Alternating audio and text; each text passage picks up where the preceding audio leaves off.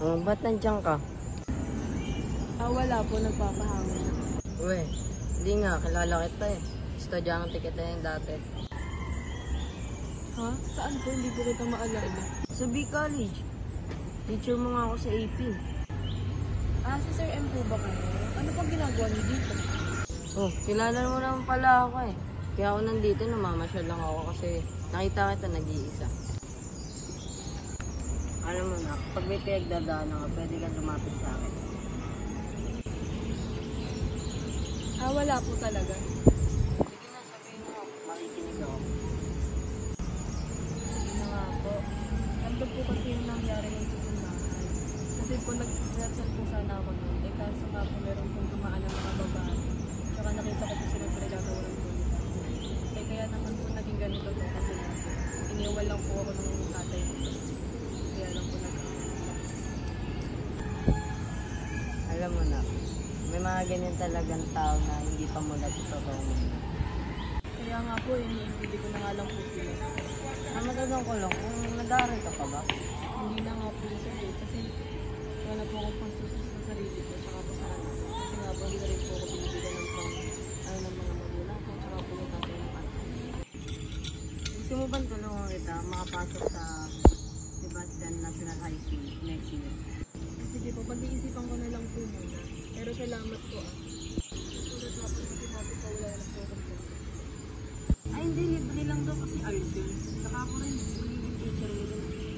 Maraming salamat po Makakaasa po kayong makakapag-aral ako ng mabuti. Sige, mas mabuti yung para sa'yo. See you next year. Sige po sir, maraming salamat po ulit Sige, wala yun. Maraming salamat po ulit sir. Ingat po kayo.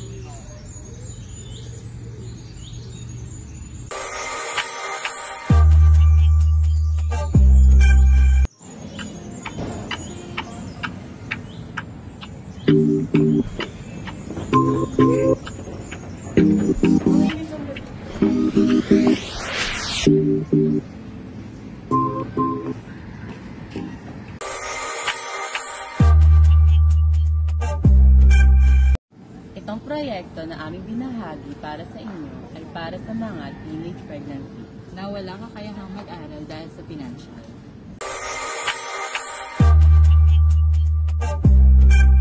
Nakakatulong ang programang ito para sa mga kabataan na pinagdadaanan tulad ng teenage pregnancy para maituloy nila ang kanilang pag-aaral. Nakakatulong din ito upang maiwasan ng mga kabataan ang mga gantong pangyayari sa hinaharap. At makakatulong din ito para ma-influensyahan ang mga kabataan na tumulong sa mga taong may gantong pinagdadaan. Alam mo na, may mga ganyan talagang mga tao na hindi pa mula sa totoo. Oh shit. Alam mo na.